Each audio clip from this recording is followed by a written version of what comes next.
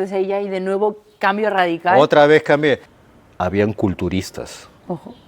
cosa que yo nunca había visto en mi vida. Párense ahí, vamos a posar. Delante de gente desconocida. ¿Qué te digo? El cerebro no distingue si es tu imaginación o es real que está el león ahí junto a ti.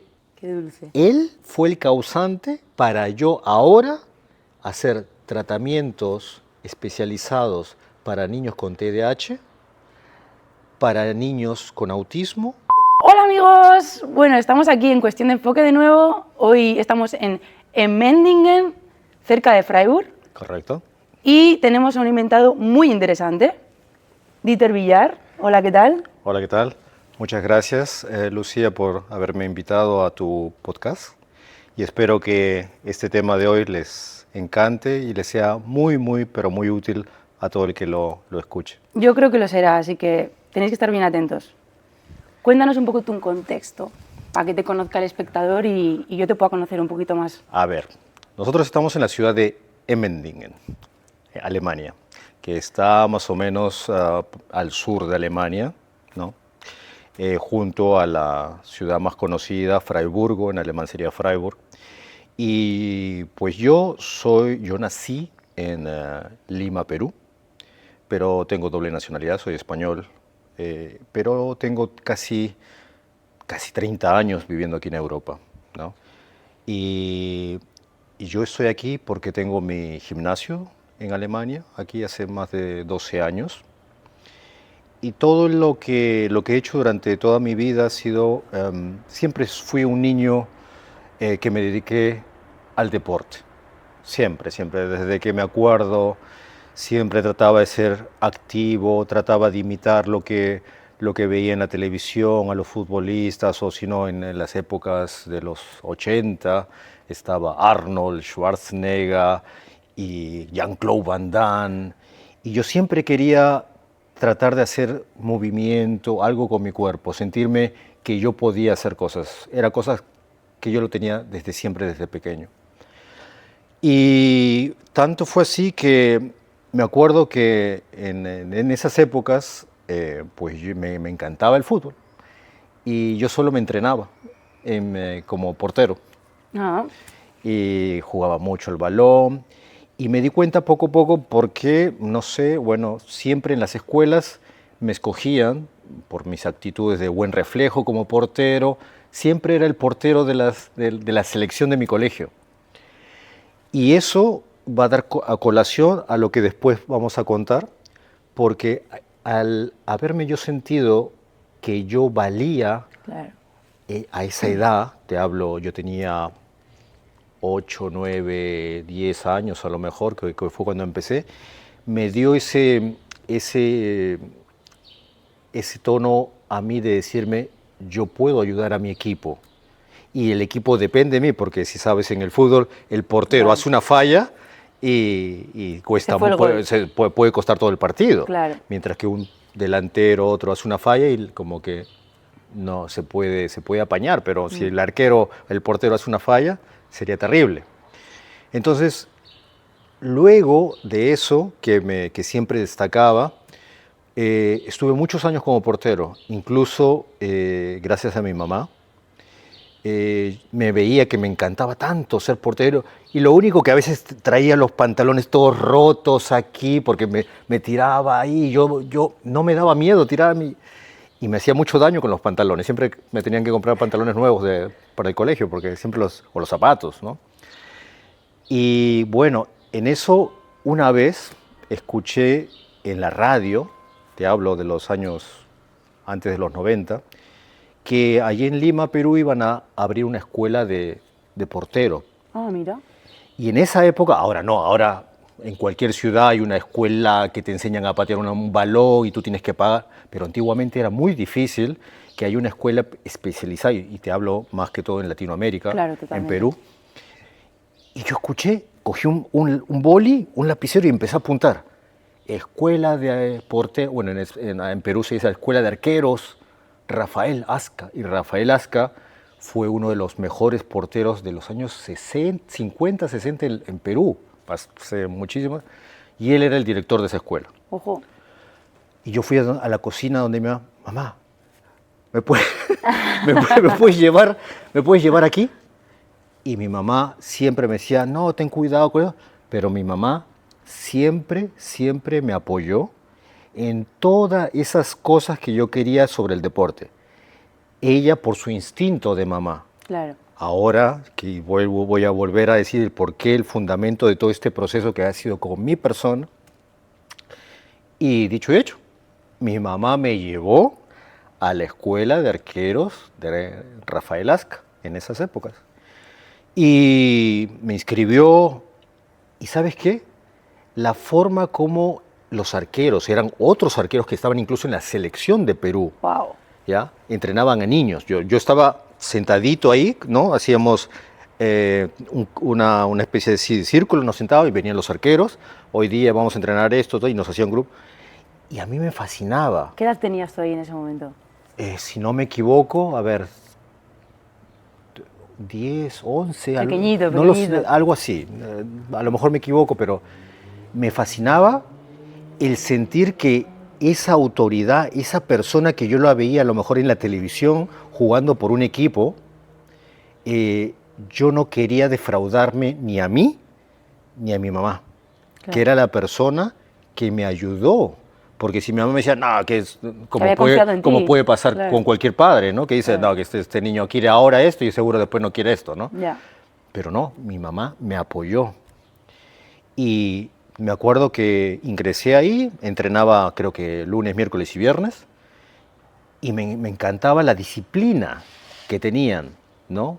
Nos enseñaban a hacer la técnica, el portero tiene que tener carácter, no puede ser un portero callado, ¿no? Porque el portero normalmente en el fútbol, el portero es el que hace que salgan, vamos, todo, venga, yo salgo, venga, ¿no? Es el que impone Mueve el el juego, carácter. ¿no? Normalmente es una pieza fundamental por el carácter que impone un portero. Un portero no puede ser callado, Ya. un portero no puede ser tímido, ¿ya? Tienes que tener presencia.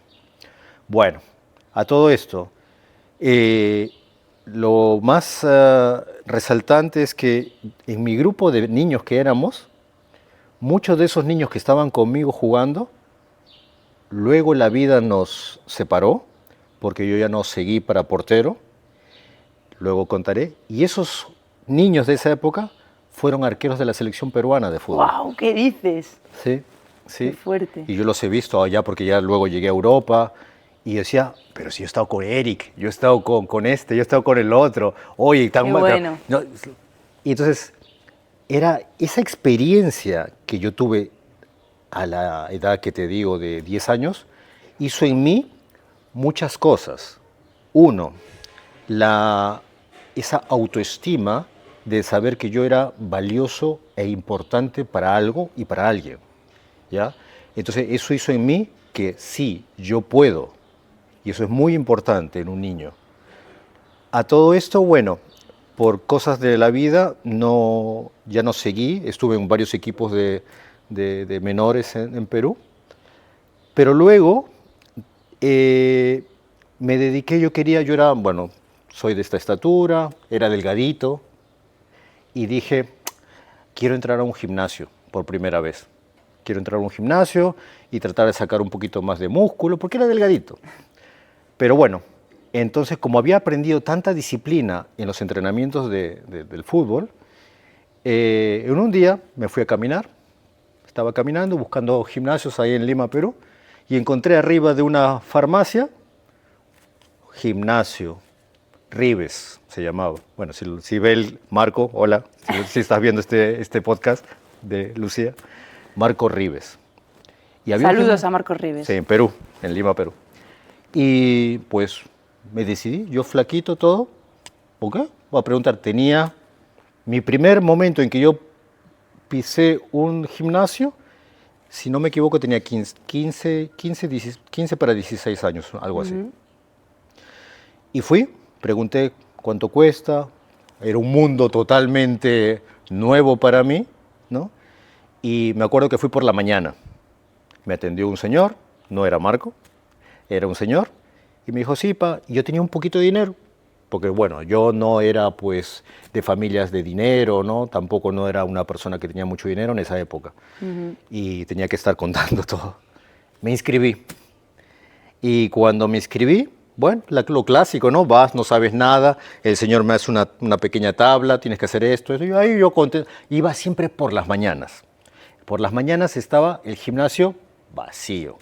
Yo iba con mi mochila así de tela, ¿no? Con mis cositos, y yo ahí, yo flaquito, pero yo pensaba que yo era el más grande culturista del mundo. Estaba con su musiquita de los 90, era el año 93, imagínate, el año 90. No había nacido yo. 90, no habías nacido. No había nacido. 93. Y bueno, yo tenía mi tabla de entrenamiento, todo, y siempre iba por las mañanas. Pero hubo un momento, y aquí viene el quiebre, hubo un momento en que no pude ir por la mañana, porque tenía que ayudar a mi mamá en unas pequeñas cosas. Y yo dije, bueno, como no pude ir por la mañana, mami, voy al gimnasio. Y eran como las 5 o 6 de la tarde. Bueno, voy con mis cositos, como siempre, ¿no? Voy. Y cuando subo, porque teníamos que subir, estaba arriba de la farmacia estaba abajo y arriba estaba el gimnasio. Subo y cuando entro, habían culturistas. Ojo. Cosa que yo nunca había visto en mi vida. Había cambiado el escenario completamente. Correcto. Culturistas pesados, con brazos de 52 centímetros de volumen, cosas que yo solamente había visto a Arnold en las películas. Claro. Y yo dije, ¿qué pasó? Si cuando yo venía a entrenar solito no había nadie. Y te lo juro, yo estaba entrando y cuando lo parecía algo de cámara escondida, así, y en ese momento que ¡wow! ¡Pum, pum, pum! Te lo juro, yo me dije, Dieter, mejor me voy para atrás y me regreso para mi casa y me vengo mañana por la mañana, como todos los días, ¿ya? Estaba así. Y yo mismo me dije, no, agacho la cabeza y me cruzo rápido hacia los camerines, ¿no?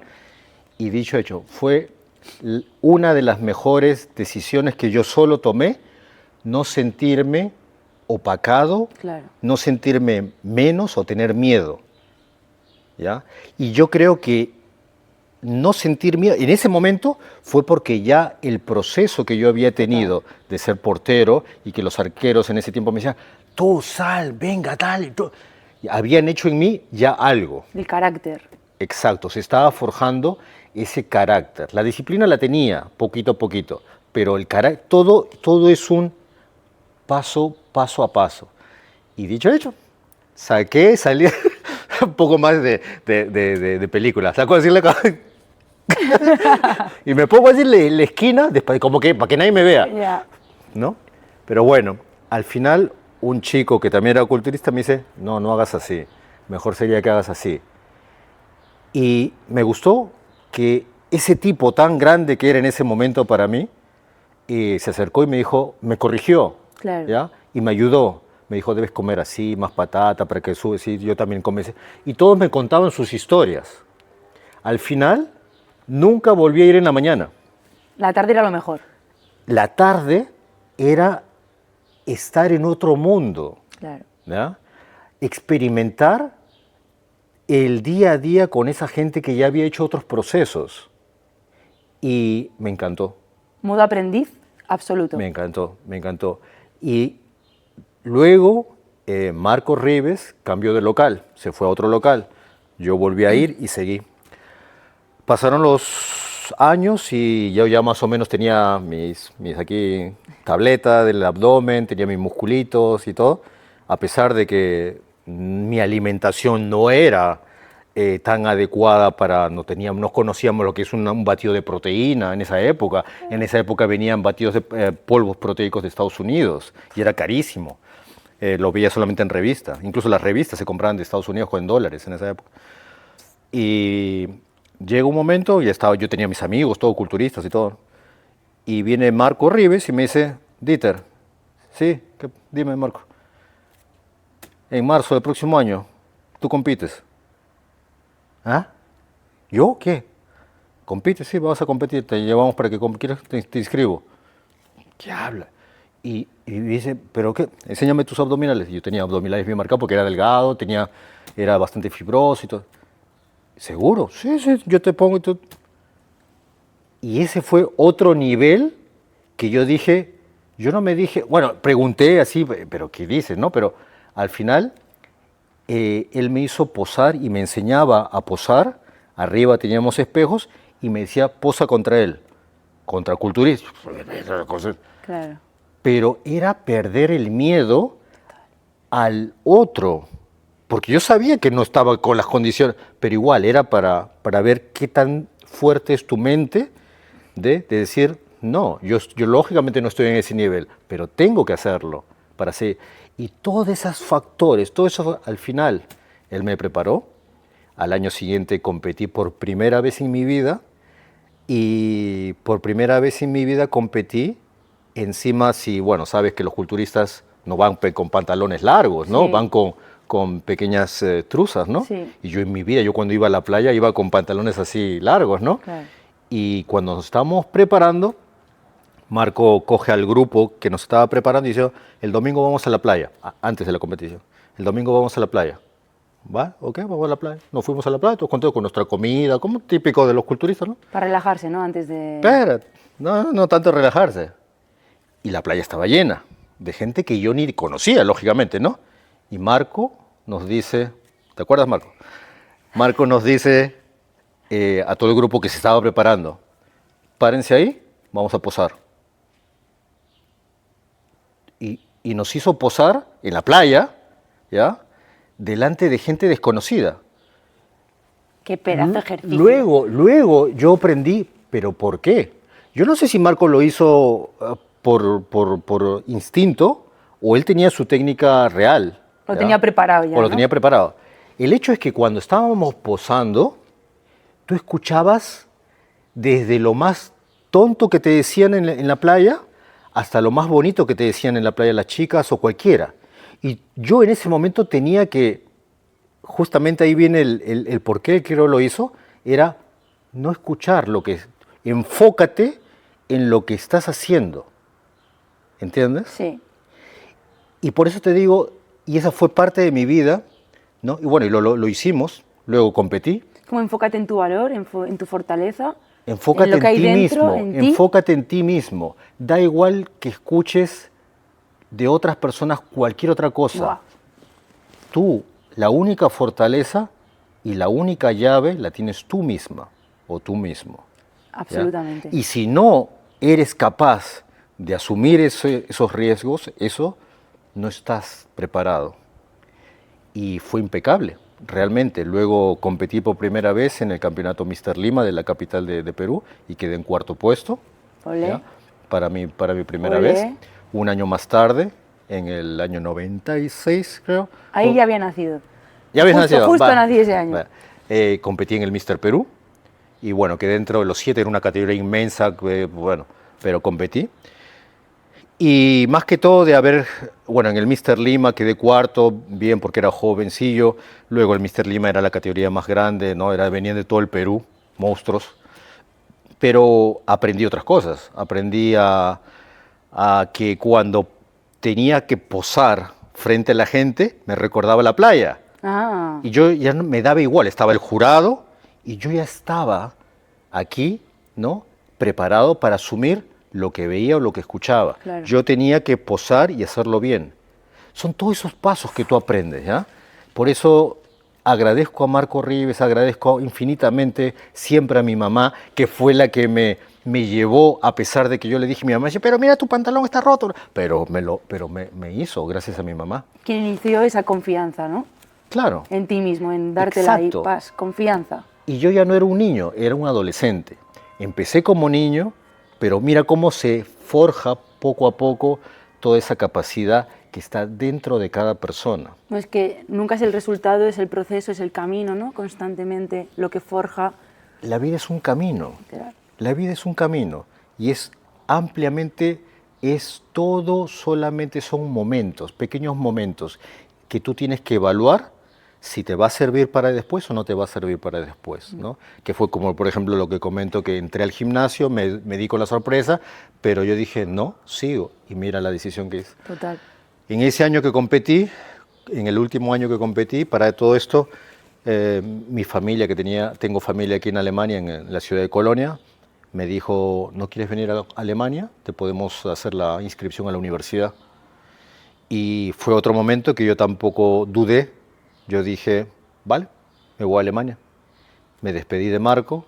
Por una parte me daba un poco de, no miedo, sino me daba pena que yo ya entrenaba, tenía mi grupo, había creado algo. Pero no tuve miedo de volver a empezar, porque era separarme de mi mamá. ¿Ya? Tenía 20 años, 21 años, que dejé ahí. A partir de ese momento empecé a vivir en Europa.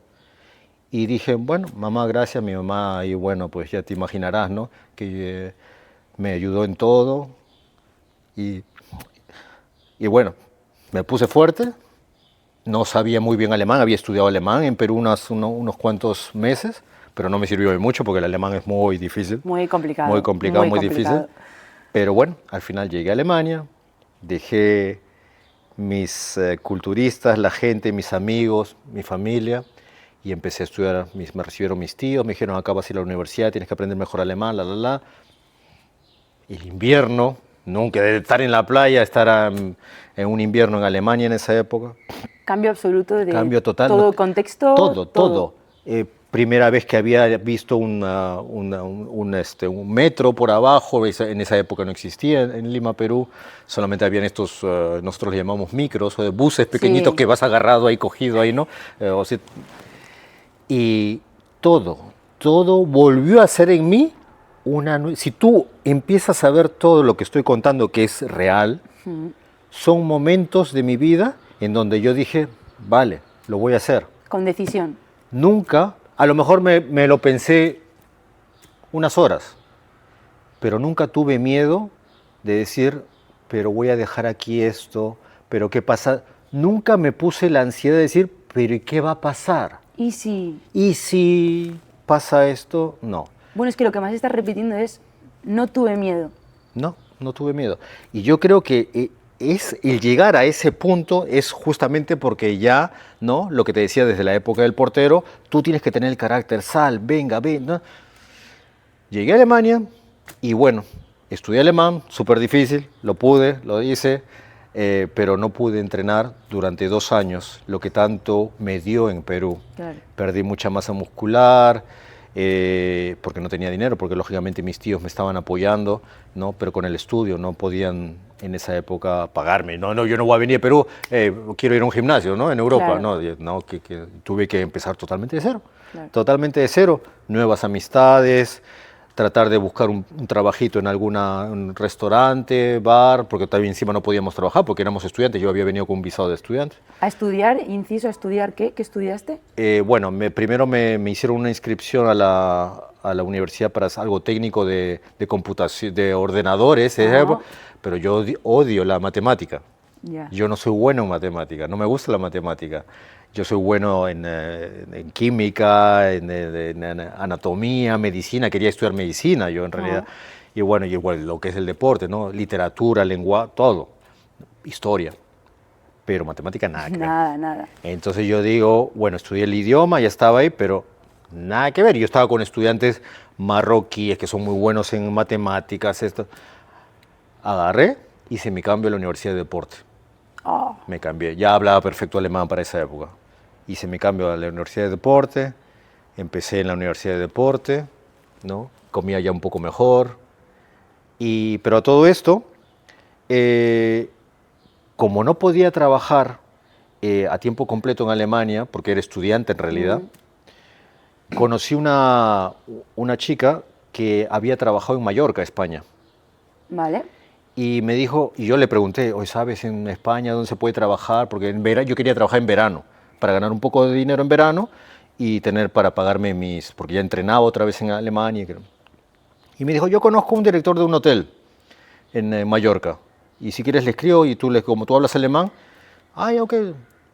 Y para todo esto, en ese momento, en la universidad tenía que escoger otro idioma que no sea, o sea, estábamos todos en alemán, Claro. pero teníamos que escoger otro idioma más que no sea tampoco el materno como idioma extra para llevar las currículas de estudio.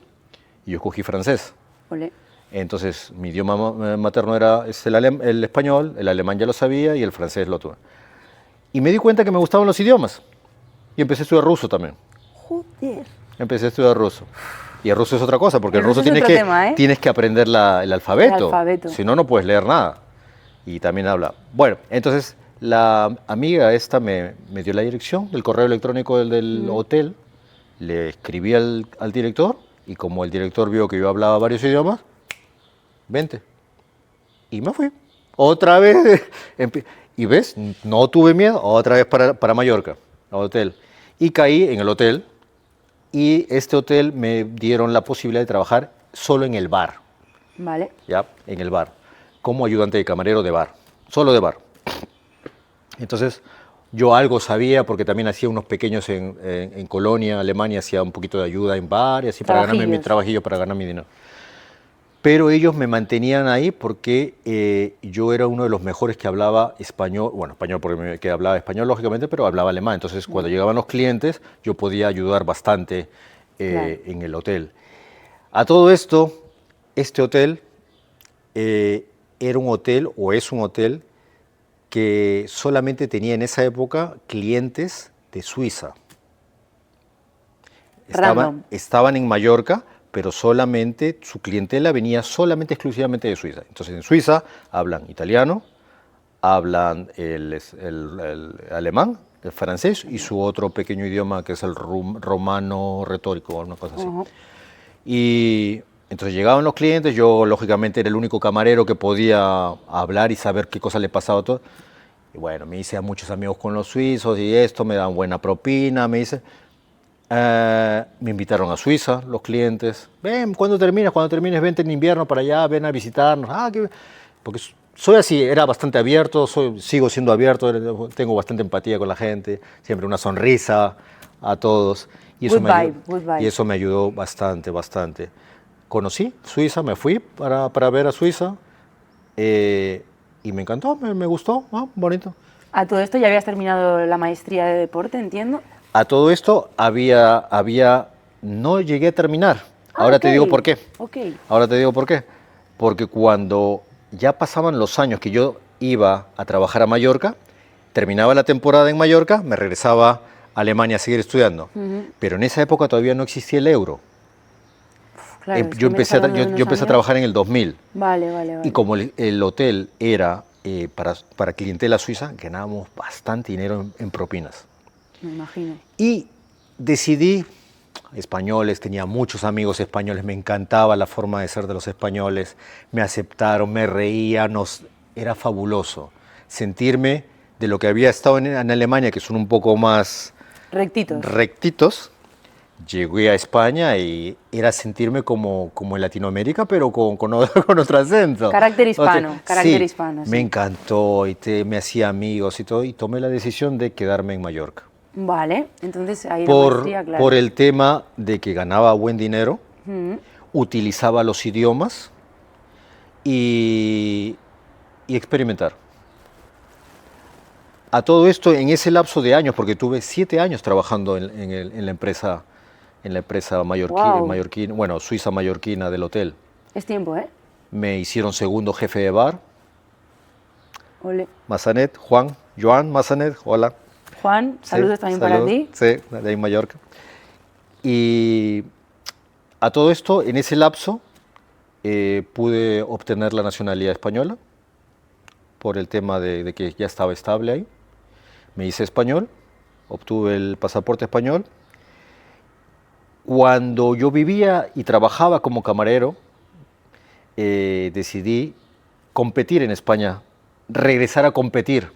Ya no podía competir en Perú porque yo ya estaba. Claro. Y me entrené yo en un gimnasio ahí en Mallorca. Me inscribieron a través de un entrenador, me inscribió. Y aquí viene otra cosa, que toda la preparación, hice 2 competiciones en categoría fitness en Mallorca, en el año 2004 y 2005. Vale. Pero yo trabajaba como camarero. Sí, Lucía, si tú sabes más o menos de qué va el tema, cuando uno se prepara para el culturismo o fitness o todo esto, tienes que reducir la ingesta de carbohidratos. Vale. Y cuando ya va a faltar una semana para pararte en el escenario y posar, tienes que tener una pequeña deshidratación para que la piel se pegue. Que se note, ¿no? Y la competencia fue en septiembre y en Mallorca teníamos casi 40 grados de temperatura en esa época. Yo tenía que seguir trabajando, sirviendo las Coca-Colas a los suizos y yo estaba en dieta para competir. El director Juan me decía, estás loco. Y le pedí por favor que me dé el sábado de competición libre. En el 2004 fue mi primera competición. Qué locura. A todo esto era fatal. O sea, me iba con mi bicicleta kilómetros hasta el gimnasio, cuando tenía mi pausa, me entrenaba, me regresaba en bicicleta hasta el hotel, me metía al mar, me iba a duchar, me ponía la pajarita y otra vez a trabajar como camarero. Pero me encantaba, ¿ya? Y toda la gente me dice, tú estás pillado, estás loco, tú, ¿cómo te vas a enfermar? Mira el calor que hacía. Todo. Pura pasión, tío, pura pasión. Todo. Al final, en mi primera competición, no saqué buen resultado. Ajá. Me preparó un chico de Mallorca. Al año siguiente me preparé yo solo. Volví a tener una preparación. Y al año siguiente, en el 2005, quedé como tercer calificado dentro de lo que es la zona balear, de la región balear, porque son por regiones. Y competimos contra, bueno, yo representaba a Mallorca, Ibiza, Formentera y Menorca, que es la región balear, ¿no? Y yo quedé en el tercer puesto. Me dieron mi copa, mis medallas, todo, en el año 2005, Luego, cuando competí en el 2005, decidí irme a vivir a Suiza. Vale, entonces ahí ya hay de nuevo cambio radical. Otra vez cambié. Bueno, para los que me estén mirando ya, ¿y para saltando de país en país? Total. De cambio radical en cambio radical. Pero... Puedo llamar así al podcast de hoy, cambio radical. Cambio radical. Y aquí viene ya lo que va a venir ahora, o lo que estoy viviendo ahora. Que de lo que yo tenía, digámoslo así, bastante facilidad en Mallorca, era mi propio idioma, mis amigos españoles, ganaba bien, había competido, todo, como eran pueblos pequeños, todo el mundo me conocía, ¿no? Yo dije, soy español, puedo trabajar en Suiza, quiero volver a trabajar, pero ahora en un gimnasio en Suiza, como monitor de gimnasio. Claro. Porque yo había estudiado deporte, yo podía seguir haciendo esto, y que era realmente mi pasión, o sea, porque desde Perú tuve que pasar por varias cosas, pero trabajar en el hotel, yo no quería seguir trabajando en el hotel para siempre. No te llenaba igual. No, quería hacer lo que yo había hecho. Al final, en esa época, pues hice correos electrónicos, mandé a varios gimnasios en Basilea, en Berna, y tuve la suerte de que 2 gimnasios me respondieron. Uno en Basilea, en Basel, y otro en Berna. Y yo opté por irme a Basilea porque estaba más cerca de la frontera con Alemania. Claro. Y ahí empecé, en el 2007, a ser monitor de gimnasio en Suiza. Y ahí, hasta ahora, ya no paré. Sigo en el tema de nutrición deportiva, ayudando a la gente, y pude volver a retomar mi pasión con lo que hago ahora. O sea, desde 2007 llevas viviendo de tu pasión, sí, podríamos decir. Sí. Vale, sí. Y ahora, con este pedazo de contexto tan interesante que nos has dado, ahora, ¿cuál es el contexto de Dieter? Pues... ¿Qué está haciendo Dieter ahora? ¿Cómo está utilizando su pasión? Pues a todo esto, como cogí el gimnasio aquí, lo llevo desde el 2012, aquí en Alemania, durante todas las experiencias y estudios que he hecho, pasó algo determinante para todos, ¿no? Que fue la época de la pandemia, donde nos vimos involucrados muchas familias en estar encerrados en nuestros 40 metros cuadrados, 80 metros cuadrados, no salir. España la pasó mal, todos los países la pasaron muy mal. Aquí fue más flexible, yo creo, que en España. En España fue... Creo que en España fue mucho más... rígido, sí. Por el carácter posiblemente también de... Claro, de la población. Y el español está más acostumbrado a salir, a hablar, pasear. En cambio, aquí no. Pero bueno, entonces cuando sucedió esto, teníamos el gimnasio, lógicamente, no podíamos trabajar, no podíamos tener contacto, teníamos que tener ¿te acuerdas que nos pedían los doctores sí, para poder como los pasaportes estos sí, de incluso para vacunación, viajar, ¿no? sí, incluso para viajar tenías que... Sí. Cuando terminó supuestamente la pandemia y nos dijeron ya pueden volver a abrir el gimnasio y trabajar, mi esposa trabaja con nosotros y daba clases a señoras de aeróbico. Y una de las señoras se acercó a mí y me dijo, Dieter, ¿tú crees que puedas entrenar a mi hijito? Mi hijito ha subido mucho de peso durante estos casi 2 años que estuvimos sin movernos y todo. Yo le digo, ya, no hay problema, tráelo, yo veo qué puedo hacer. Y me lo trajo a la semana siguiente, pequeño, era familia rusa-alemana, más hablaban lógicamente ruso entre ellos, hablaban un poco mal el alemán. Bueno, pero tú hablabas ruso también para aquel entonces, ¿no? Sí, bueno, puedo defenderme muy bien en ruso, no, no es que lo hable, pero sí me defiendo muy bien. Y lo empecé a entrenar al niño. En esa época el niño tenía, creo, si no me equivoco, 8 o 9 años, subidito de peso, muy callado. Y cuando terminé, trataba yo de cuando lo entrenaba, ver cómo puedo yo entrar en él para darle emociones y que le dé apego al deporte. Y en eso, en un momento u otro, intenté de todo con el niño.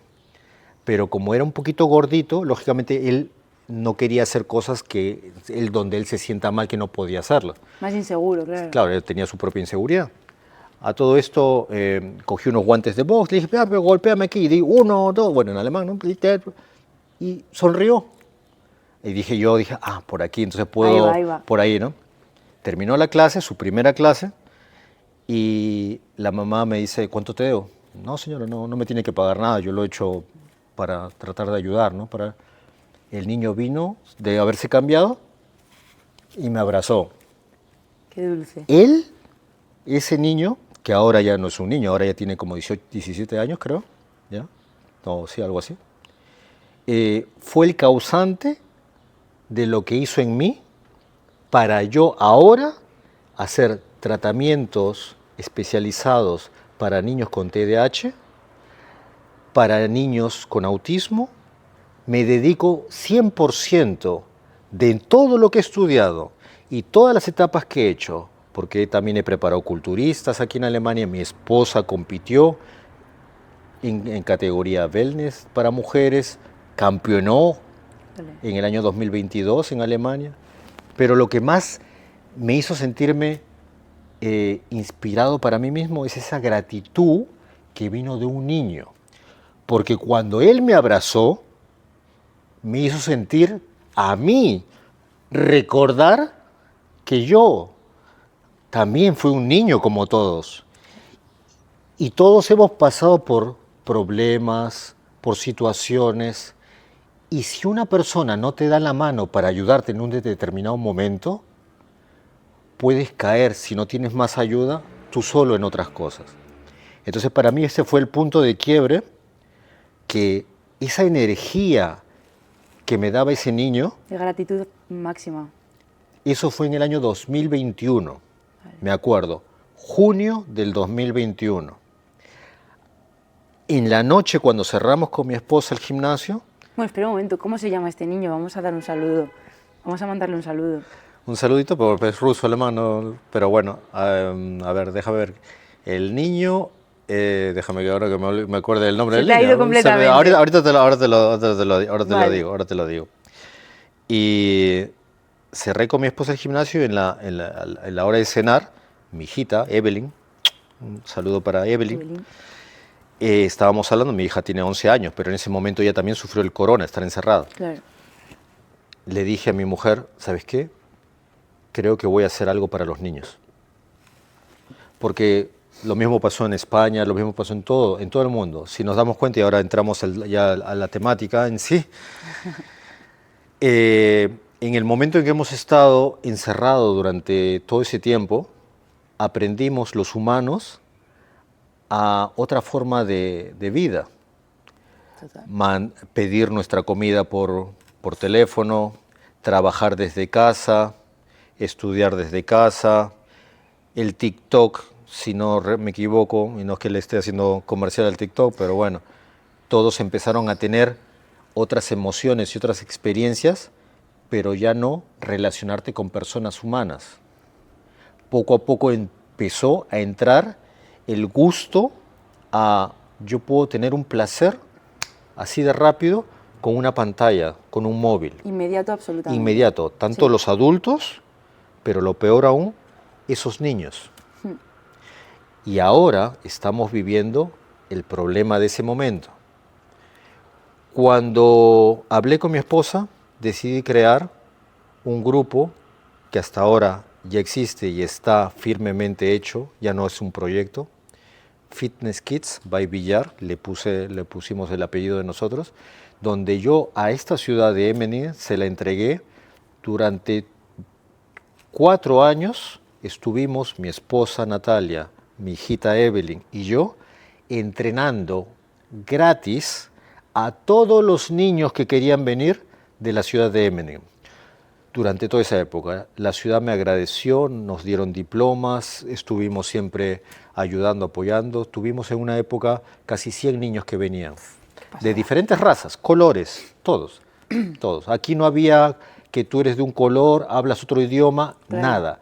Es hacer movimiento, deporte, empatía, aprender a colaborar con tu otro compañero y aprender a que el deporte puede solidificar y puede transformar mentalidades. Aquí no hay religión, no hay color de piel, no hay nada. Hay humano y empatía. Y así fue Fitness Kids by Villar. Ahora ya es más que lo estamos haciendo también en España, en Alicante, y todo esto fue gracias a este niño que espero acordarme de su nombre. Bueno, te saludamos igualmente. Sí. Wow. O sea que, digamos que te has enfocado ahora en la última etapa de tu vida, con esta pasión del deporte, Sí. en dar un servicio, me comentabas antes de empezar, dar un servicio más social, que es como tu propósito, ¿no? Como tu función.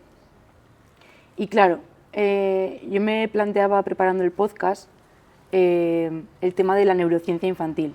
Sí. ¿Qué has aprendido? ¿Cómo podrías definir que funciona la neuroplasticidad del cerebro de los niños? ¿Cómo funciona el desarrollo, la construcción del cerebro en un niño? ¿Y cómo el movimiento ayuda a ese desarrollo? Sí, mira, Lucía, a través de todos los estudios que he hecho, lógicamente siempre yo fui un profesional de en que cuando yo tengo un cliente, yo trato de entender por qué te está pasando esto. Si tú vienes a mí y tú quieres bajar de grasa corporal, yo tengo que ver, pero ¿por qué has llegado hasta este punto? Pueden haber muchas circunstancias, puede ser que estés medicada, puede ser que hayas tenido estrés crónico, miles de cosas. Si yo no entiendo cuál ha sido tu pasado, yo no te voy a poder ayudar. Es mentira si consiguen a un entrenador y te dicen, ya, sí, ok, yo te hago esto, hazlo. Tienes que conocer por qué estás parada en este punto. Es lo mismo que si una persona tiene un problema, tú tienes que reconocer que tienes un problema. Gente que juega mucho a las cartas, gente que tiene problemas de adicción. Si esa persona no acepta que tienes un problema, no vas a poder ser ayudada. Entonces, yo quería saber qué está pasando dentro del cerebro, dentro de sus funciones, cómo ve esos niños para yo poder mejorar mi servicio. Entonces empecé a estudiar neurociencia por mi parte, a experimentar, hice cursos extra de neurociencia, pero la neurociencia es muy, muy amplia.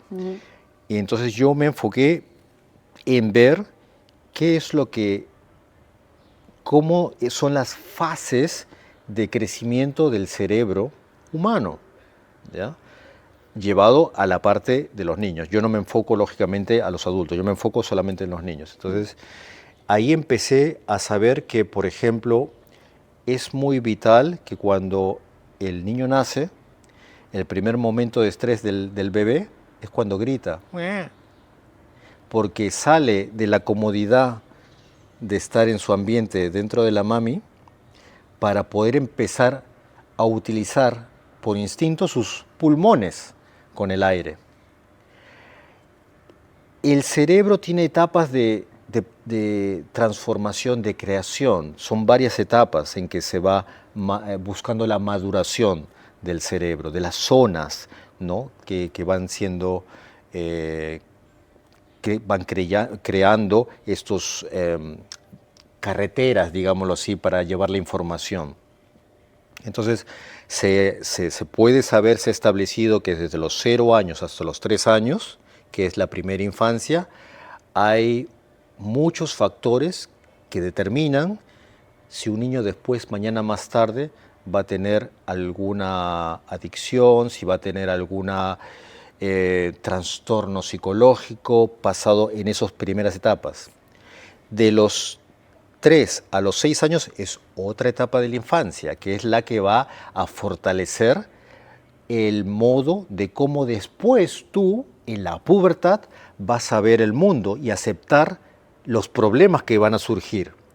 Y si tú no has estado siendo preparado para las etapas anteriores, vas a llegar con poca maduración en tus zonas y lógicamente es lo que puede pasar, que hay personas que por ejemplo, las madres, ay, está en la pubertad, no me hace caso, a veces me chilla, me grita, pero ¿por qué? Pero es que hay que entender qué ha pasado, es lo que te digo, uno tiene que saber, me llegan ahora niños, ¿no? Porque como te digo, me he especializado en niños con TDAH, ¿no? Hiperactividad, desconcentración. Entonces, cuando viene el niño y yo ya sé más o menos cómo piensa él, porque se desconecta, no puede captar rápido una idea porque su neurotransmisor, que es la dopamina, es muy rápida, no la puede mantener como un cerebro que ya está adaptado, madurado, para seguir. Entonces, él está por cualquier pequeña cosa, ya está, pero esto me interesa, pero el otro también. Entonces, eso es un problema grande, que también entraremos a decirlo, que el daño que hace justamente las pantallas. Vale. Y entonces me enfoqué en aprender cómo puedo yo ayudar al niño desde dentro sabiendo cómo funciona. Me parece tan sabio porque muchas veces nos intentan ayudar desde manual, desde lo que es teórico completamente, y creo que aprender para entender a otro y poder ayudarle tiene un valor increíble. Es fundamental. Da igual en qué es lo que haces. Literalmente. Tienes que ser así. Vale, entonces, siguiendo con la neurociencia infantil, me ha sorprendido mucho lo de la etapa de 0 a 3 años que determina ya las adicciones y me surge como la duda de ¿a quién habría que educar realmente? Correcto. Porque claro. Sí. Mira, en la actualidad lo que pasa es que si comparamos un niño en este momento que viene al mundo, los padres tienen que tener en este momento mucha más cautela de cómo criar a su hijo que va a nacer que antiguamente. Antiguamente, nuestra época, mi época, ¿no? Nacíamos y si por ejemplo había un niño en la época de los 80 que tenía pocos juguetes o su amiguito estaba comiendo y no, ¿qué tenía que hacer? Ser creativo, idearme, porque no había teléfono, a la justa tenía un televisor y en la televisión no te pasaban siempre programas, ¿no? En esa época habían horas determinadas en que ponían dibujillos, ¿no? Para los niños. Entonces utilizábamos más la creatividad. Salíamos a la calle, jugábamos con una plantita, ahora yo veo aquí hay un muñeco, bueno, juego aquí, ¿no? Hasta con una mosca. Imaginación. Entonces, plena imaginación. ¿Y qué hace eso? Estamos hablando de un niño, estamos hablando de la segunda infancia. La segunda infancia empieza después de los 3 años hasta los 6 años. La primera infancia es de los 0 hasta los 3 años. Y en el cerebro de un humano, lo primero que va formándose es lo que vendría a ser la amígdala, que se le llama amígdala así como las amígdalas de aquí, porque tiene una forma de nuez, Vale. y donde va a salir la ramificación de la columna vertebral con todas las conexiones del centro nervioso, vale. ¿ok? Que van hacia los músculos y se va formando el bebé. El cerebro, digámoslo así, no vamos a ser muy exquisitos con el tema específico de la neurociencia, pero para que lo entienda toda la gente, el cerebro se va formando con la primera etapa. Cuando nace el bebé, lo primero que tiene el bebé, o todo humano, es lo que le han denominado la estructura cerebral reptiliana. Reptiliana, que es un marciano. Sí, me suena un poco raro. Bueno, le han denominado así se le denominó así, no porque seas un marciano, sino porque es la parte del cerebro que automáticamente cuando un bebé llega al mundo, tiene sí o sí la reacción de protegerse. Vale. Y, como un reptil. Es lo que se supone que era la evolución de que es lo más específico protegerse. Como el gen evolutivo de supervivencia. Sí, una cosa así. Algo así. Una cosa así. Y ese proceso va acompañado de diferentes circunstancias. Luego hay otra etapa muy, muy paralela, ¿ya? Que es en donde el niño, atención, también desde los 0 hasta los 2 añitos, Vale. depende mucho de las emociones. Ahí se van forjando nosotros llegamos al mundo con emociones, pero hay una diferencia entre emociones y sentimientos. No es lo mismo una emoción que un sentimiento. Un sentimiento es lo que tu cerebro ya puede decidir cómo va a equilibrar una emoción. Pero las emociones son la alegría, el odio, el asco, el miedo. Son emociones, las emociones son algo que es innato, instinto. Instinto, absoluto. ¿Ya? Sí. Los sentimientos es algo que tú ya puedes gestionar. ¿no? Regular, Gracias. Sí. Exacto. Entonces, cuando el bebé tiene un añito, ¿con quién para más? Con la mamá. Entonces, si la mamá le canta, le habla, es el primer contacto donde el niño se siente seguro. Siente la voz del mamá, siente la voz del papá y empieza su cerebrito a hacer es una velocidad extremadamente rápida en que se empiezan a dar las conexiones en el cerebro de sentir, a mí me quieren, cuando escucha a mamá, es una sonrisa, esto. Es por eso que desde los 0 hasta los 2 años el bebé no debe de escuchar gritos del papá a la mamá o que estén viendo una película, porque puede pasar, el bebé está ahí al costado y a lo mejor los padres dicen, pero es un bebito. Claro. Y ellos están viendo una película en Netflix de violencia. Ya. No, porque el bebé está escuchando, está recibiendo esa información. Tú tienes que entender que en el cerebro de un ser humano las conexiones se están dando de acuerdo a lo que tú le vas a programar. Se construye con la experiencia constante. Correcto. No para en un No momento, para, evidentemente, no para. Y lógicamente en todo este campo de tanta interrelación de las neuronas y de las vías, hay momentos en que si tú no las haces, ya no las vas a poder volver a hacer. Vale. Por eso es muy determinante esta etapa, que te digo, de los 0 hasta los 2 años, donde el niño empieza a crear emociones. Y se genera el apego, ¿no? Entendido en base a lo que has explicado. Correcto. Cómo huele la mamá, si el papá tiene una forma, no sé si alguna vez te ha pasado que el hijo hace el mismo gesto que el papá. Sí, sí. Estornuda, parecido que el papá. Sí, total. ¿Ya? Entonces, o tiene algún tic, algo, son cosas que vienen en ese momento. Vale. No se da cuando tiene 6 años. Cuando el niño tiene 6 años, no aprende esas cosas. No aprende que si tú estás haciendo así o estás fumando. No, todo se aprende en ese momento. Vale. Entonces, muchos padres pueden pensar que el niño, es un niño, no pasa nada. Pero no, tengan cuidado, porque es una etapa muy fundamental de lo que después va a venir. Por eso esas emociones son muy importantes en el niño. Entonces, si, por ejemplo, aplicamos pantallas en esta edad de 0 a 3 años, digamos que las rutas neuronales que el cerebro está construyendo están basadas en esa sobreestimulación y posteriormente puede traernos problemas de TDAH, por ejemplo, TDAH.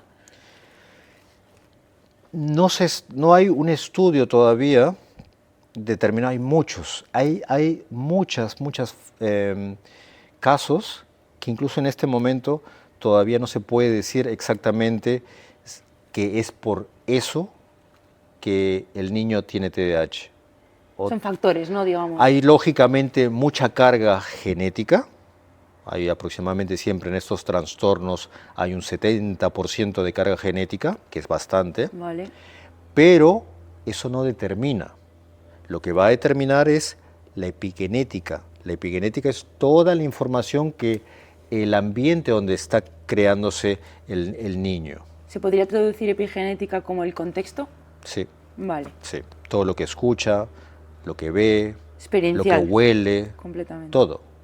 Yo te cuento una anécdota, que hace unos meses subí a un coche de una señora y su coche era del año antiguo.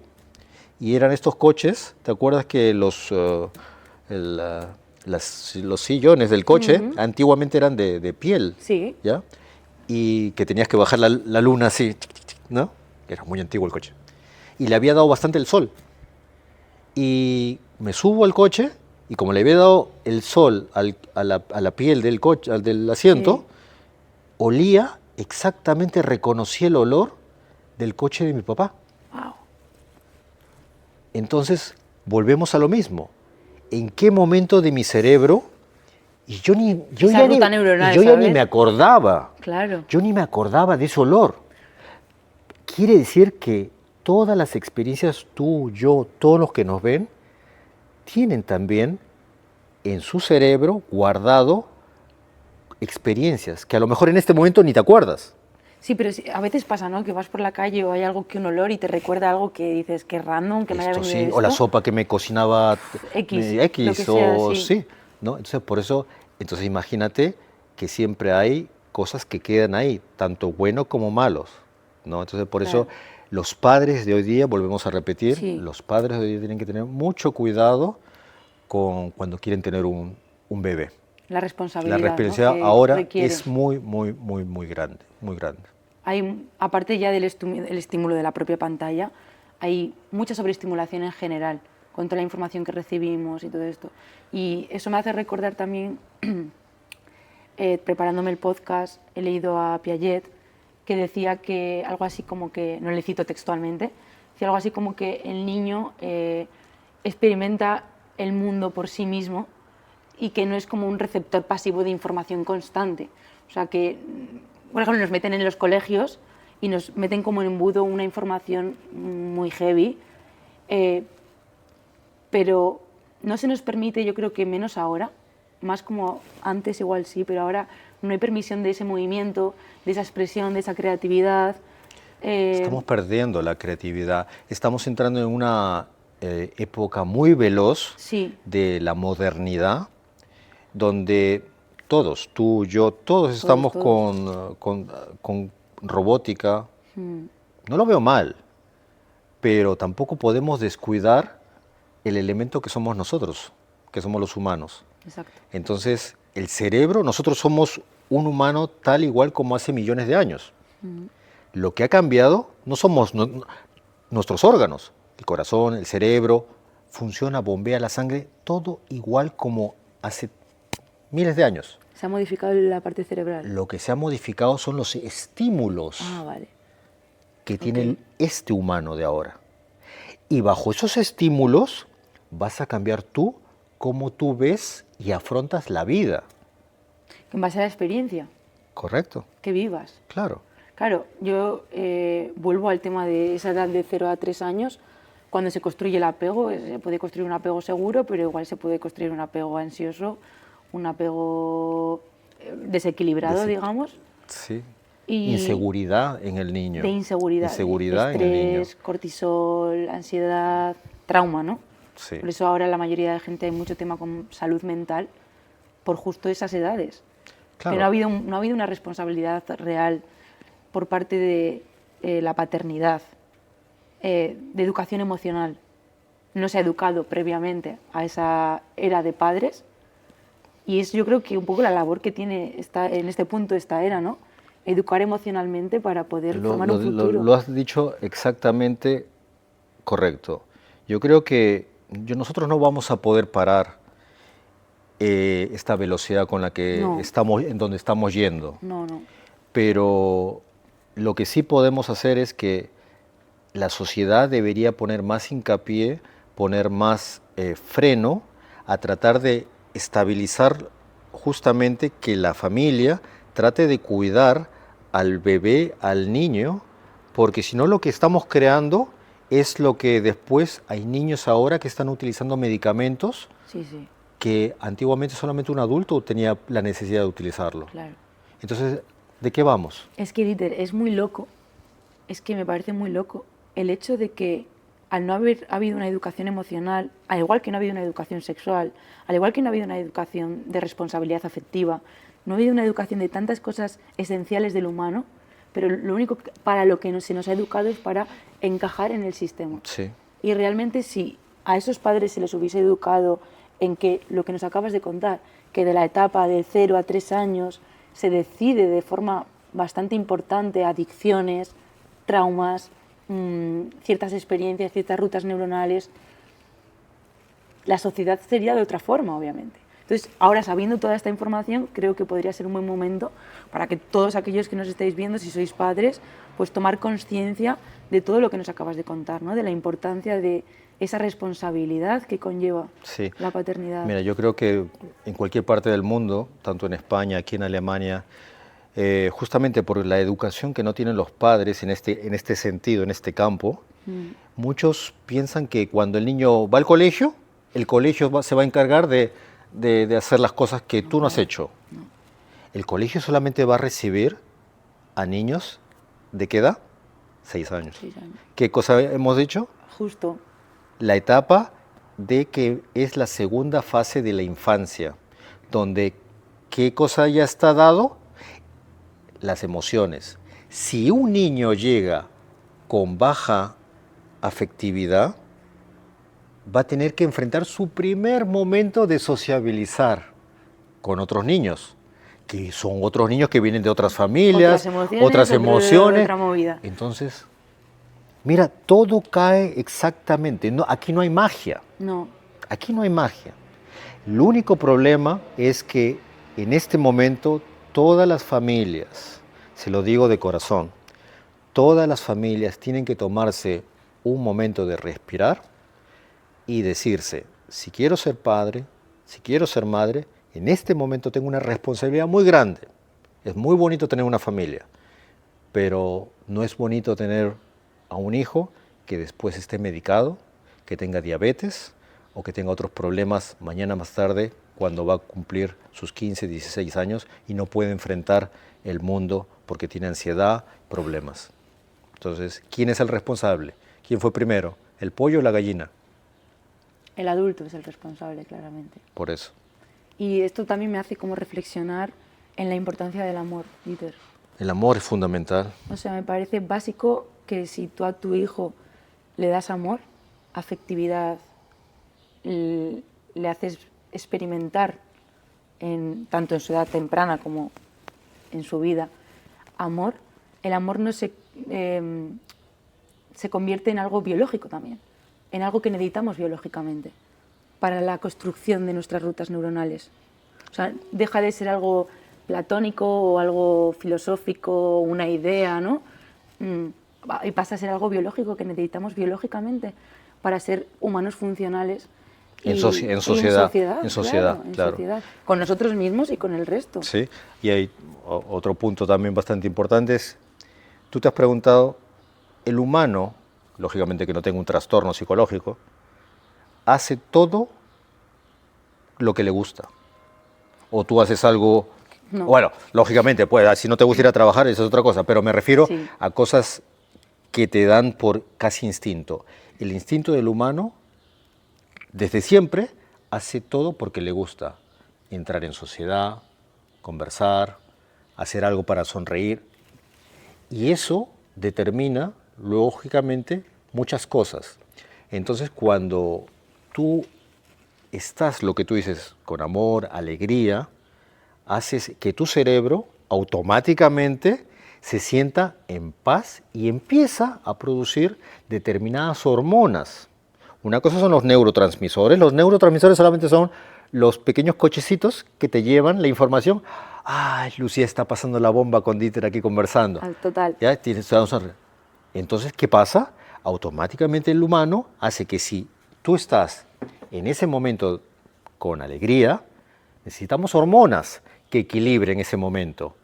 Entonces salen las hormonas que nos dan alegría, positividad, las endorfinas, todo, todo, ¿ya? La dopamina, todo, funcionas. ¿Qué pasa con las personas que están, perdí el trabajo, si salgo mañana va a llover, no ríe?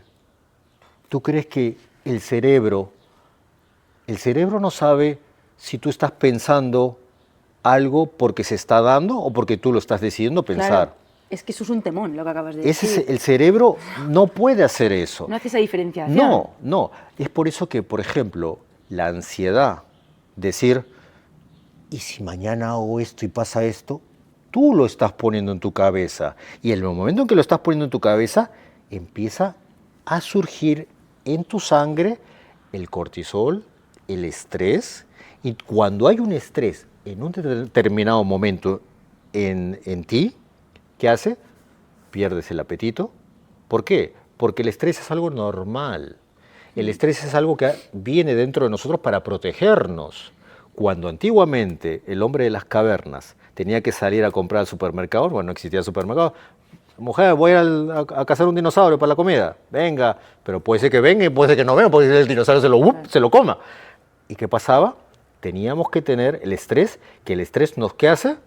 Nos impide, nos quita el apetito para ponernos en el modo pelea. Instintivo. Instintivo. Venga, voy por el dinosaurio. Él, yo o tú, ¿ya? Entonces, ¿pero qué pasa ahora? Ya no tenemos que dinosaurio. No, que tienes estrés porque has perdido el autobús y llegas tarde al trabajo, a clase. Si tengo hambre, abro el refrigerador o voy al supermercado, ¿no? Entonces, sí. Pero el humano de ahora cae en un estrés crónico cuando se pone a pensar en lo que va a pasar. Pero tú te lo estás poniendo. Una cosa es ser responsable y planificar determinadas cosas, pero si tú le estás dando mucho tiempo a tu cerebro de pensar en alguna cosa, si va a pasar, no va a pasar, lógicamente vas a volver a poner al instinto de sobrevivencia tuyo. Y si eso se hace crónico, vas a caer en otros trastornos. Trastornos depresivos, ansiedades. Y cuando pasa eso, vas a caer en adicciones. Total. Porque como el cuerpo necesita equilibrarlo, tú necesitas rápido o azúcar o algo que te haga placer para sentirse en ese momento Total. Bien. ¿Qué podría pasar? Que gente cae en el alcohol, drogas. Porque piensa que, la típica de los alcohólicos, tomo porque mi mujer se ha ido con otro, tomo porque perdió el trabajo, tomo porque... Piensa que tomando en ese momento, como se siente bien, ¿no? Va a pasar. Pero ya estás en otro problema grande. Estás metido en un pozo. Sí. Literalmente. El cerebro es espectacular. No, estoy fascinada con todo lo que estás contando. Es un órgano que deberíamos entrenarlo. También, porque es increíble.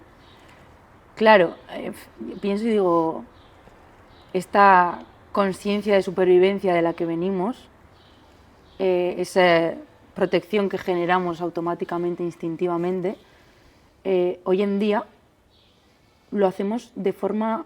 No hay un dinosaurio, no hay un león por las calles que venga a perseguirte, quiero decirte. Claro. Estamos generando nuestro propio estrés como para mantener viva esa conciencia de supervivencia, ¿no? Como para seguir dando sentido a esa parte biológica, no sabría cómo decirlo.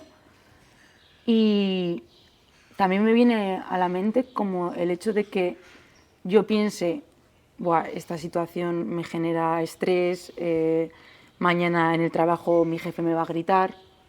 Mi cerebro ya eso se pone en alerta, empiezo como a somatizar esa situación como que estuviese pasando de verdad. Claro. Y de ahí la frase de creas tu realidad. Sí.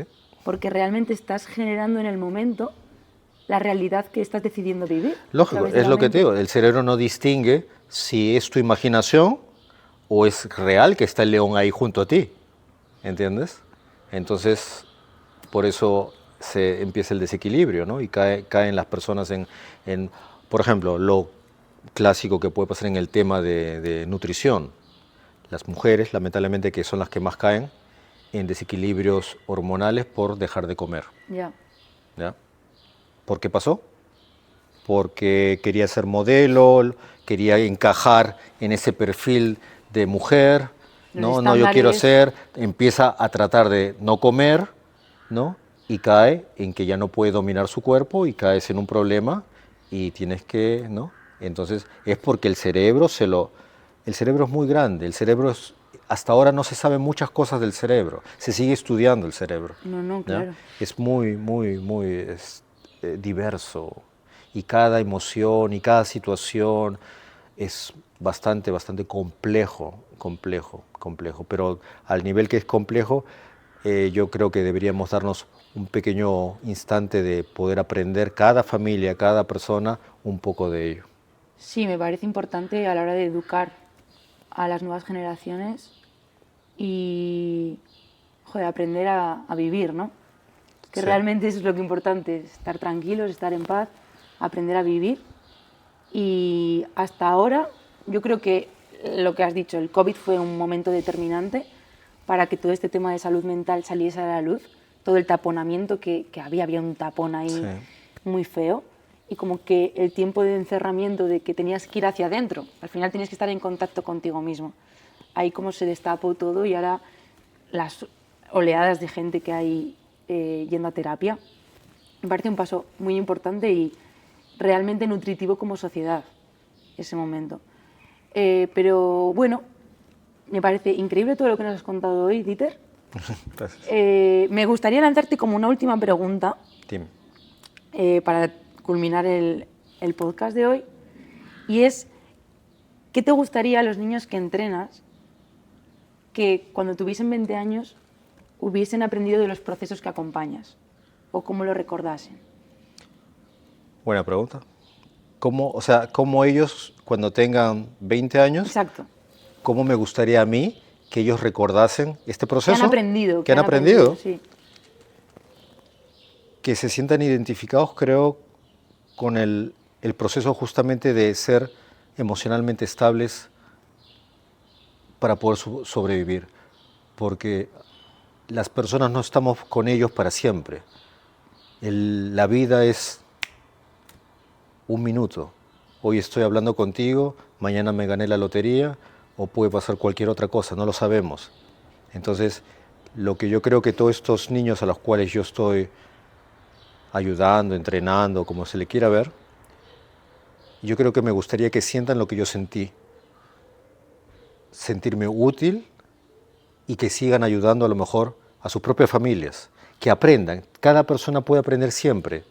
Siempre estamos aprendiendo algo. Entonces yo creo que es como que lo que estoy haciendo, estoy plantando y echándole agua dentro de ti para que tú después sepas utilizarlo. Yo no voy a estar siempre contigo, pero las ideas, los momentos, los recuerdos van a estar siempre contigo y yo o cualquier persona que tú has querido o has amado van a vivir dentro de ti siempre y cuando tú los recuerdes. Una persona va a morir cuando ya no las recuerden. Una persona va a ser inmortal siempre y cuando un pueblo, una persona, tu familia, tus hijos te sigan recordando. Haz lo mejor por cada persona que puedas ayudar. No se necesita dinero, no se necesita nada material, se necesita ser persona, ser empático, ayudar. No te burles de otras personas, no te burles de gente que es distinta por economía, color, raza. No, ayuda dentro de lo que todas las personas podemos ayudar a cualquier otra persona. Siempre hay una persona que te puede dar la mano o tú darle la mano a ella. Muchas gracias, Dieter. Gran mensaje. A ti. Ha sido un absoluto placer. Me gustó mucho. Amigos, nos vemos en el próximo episodio de Cuestión de Enfoque. Hasta luego. Adiós.